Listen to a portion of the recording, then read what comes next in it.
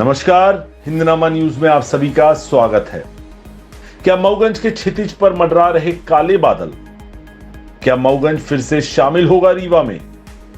सरकार के इस नए फैसले ने जनचर्चाओं को दिया जन्म। मुख्यमंत्री मोहन यादव ने हाल ही में जिला पुनर्गठन आयोग को दिए जरूरी निर्देश। रीवा से अलग होकर क्या हो रहा मऊगंज का समुचित और सर्वांगीण विकास? क्या मऊगंज के साथ हो रहा सौतेला व्यवहार? लोग उठा रहे सवाल कि जब सारा लाइमलाइट हाईलाइट रीवा को ही देना था तो फिर मऊगंज को क्यों बनाया भला जिला? ज्ञात है कि बीते 4 मार्च 2023 को अस्तित्व में आए जिला मऊगंज के विकास की रफ्तार काफी धीमी चल रही है। ऐसा लगता है जैसे मऊगंज को जिला बनाकर महज चुनावी वादे की खाना पूर्ति ही की गई हो। कुछ योजनाएं और प्रोजेक्ट्स हालांकि मऊगंज के हिस्से में आए जरूर हैं, पर एक जिले के सर्वांगीण विकास के लिए उतना काफी नहीं लगता और साथ ही कई प्रोजेक्ट्स तो मऊगंज के जिला बनने के पहले के हैं। विधानसभा चुनाव 2023 से पहले तत्कालीन मुख्यमंत्री शिवराज सिंह चौहान के द्वारा 30 सालों से चली आ रही लंबी मांग पर 4 मार्च को मुहर लगाई और कैबिनेट बैठक में से अहम प्रस्ताव मान पारित किया गया। मऊगंज के साथ साथ सतना से मैहर, छिंदवाड़ा से पांडुर्ना, रीवा से मऊगंज को अलग कर जिला बनाया गया।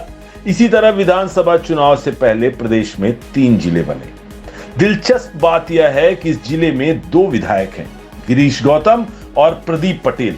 दोनों ही विधायक भारतीय जनता पार्टी से हैं, वरिष्ठ नेता हैं, वरिष्ठ विधायक हैं। जिसमें गिरीश गौतम तो एकदम लाइमलाइट से दूर है, खासकर जब से उनकी विधानसभा अध्यक्ष की कुर्सी छिनी है तब से वे जरा कम ही नजर आ रहे हैं। जबकि विधायक प्रदीप पटेल सुर्खियां बटोरने के लिए आरोपों का बढ़ चढ़कर हिस्सा गिना रहे हैं, तरह तरह के स्टंट करते देखे जा रहे हैं। अब इन सब का कितना असर होगा ये तो आने वाला वक्त ही बता सकता है। तो वहीं मऊगंज जिला बनने के बाद रीवा में एयरपोर्ट सहित कई ओवरब्रिज, चिकित्सा के क्षेत्र में विकास हुआ है, लेकिन मऊगंज में अभी तक ऐसा कुछ खास देखने को मिला नहीं। हालांकि बीते मंगलवार को कैबिनेट बैठक में मऊगंज के स्वास्थ्य के क्षेत्र में कुछ इजाफा होने वाले फैसलों को लिया गया है। 4 तहसीलों वाला यह जिला रीवा से अलग होकर बना था, लेकिन इस पर सर्वांगीण विकास के संकट का बादल छाया हुआ है। गौरतलब है कि मुख्यमंत्री डॉक्टर मोहन यादव ने कहा है कि मार्च 2024 में प्रदेश की प्रशासनिक इकाइयों के पुनर्गठन का प्रस्ताव रखा गया था। इसी क्रम में प्रदेश के संभागों, उपसंभागों, जिलों, तहसीलों, विकास खंडों के पुनर्गठन की प्रक्रिया जल्द ही शुरू की जा रही है। पुनर्गठन आयोग को आम जनता और जनप्रतिनिधि अपने सुझाव, आवेदन और अभ्यावेदन दे सकेंगे। आवेदन पर विचार करने के बाद पुनर्गठन आयोग द्वारा अनुशंसाएं राज्य शासन को प्रस्तुत की जाएंगी। आयोग को नगरीय क्षेत्रों की सीमाओं के प्रस्ताव भी दिए जा सकेंगे। आयोग नवंबर माह से विभिन्न संभागों में अपना दौरा शुरू करेगा। आवेदन अभ्यावेदन के लिए 4 से 6 माह का समय रहेगा। जन सुविधा की दृष्टि से इसका व्यापक प्रचार प्रसार भी किया जाएगा ताकि लोग आसानी से अपने सुझाव आयोग तक पहुंचा सके।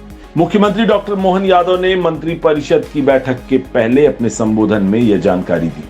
बीते मंगलवार को राजधानी भोपाल में मुख्यमंत्री मोहन यादव की मंत्रिमंडल की बैठक हुई थी। इस बैठक में प्रशासनिक इकाइयों के पुनर्गठन का प्रस्ताव रखा गया था। उपसंभागों, जिलों, तहसीलों, विकास खंडों के पुनर्गठन की प्रक्रिया शुरू हो जाएगी। पुनर्गठन इकाई के द्वारा 4 से 6 महीने में लोगों से फीडबैक लेगी सरकार और फिर एक मीटिंग में तय किया जाएगा। ऐसा इसलिए होगा क्योंकि विकास की सीमाएं दूरस्थ इलाकों में संभव नहीं हो पा रही हैं। तो ऐसे में यह आशंका होना लाजमी भी है कि कहीं प्रदेश में नवगठित जिलों को फिर से तो उनके पुराने स्वरूप में नहीं ढाल दिया जाएगा, कहीं उनमें ज्यादा काट छांट तो नहीं कर दी जाएगी।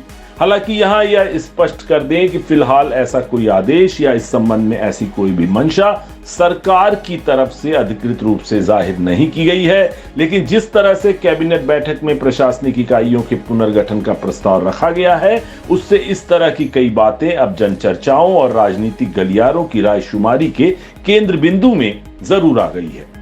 जाहिर है अगर नवगठित जिलों के स्वरूप में परिवर्तन हुआ तो सरकार को स्थानीय जनता और विपक्ष के तीव्र विरोध का भी सामना करना पड़ सकता है। तो निश्चित ही प्रदेश की भाजपा सरकार इस विषय में बहुत सोच समझकर ही दांव खेलेगी, ये बात तो पक्की है। बहरहाल देखने वाली बात तो यह होगी कि आगे चलकर समय के साथ इस विषय में क्या कुछ नया देखने को मिलता है, क्या कुछ अपडेट आता है।